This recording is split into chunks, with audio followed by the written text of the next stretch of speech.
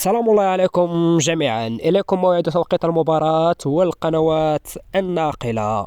قمة الجولة رقم 24 من الدوري الإسباني هي تلك المباراة التي ستجمع المتصدر ريال مدريد بالمطارد المباشر جيرونا في قمة كروية إسبانيا يوم السبت 10 فبراير 2024. وستنطلق هذه المباراة على تمام الساعة 6:30 بتوقيت المغرب والجزائر وتونس، 8:30 بتوقيت مكة المكرمة.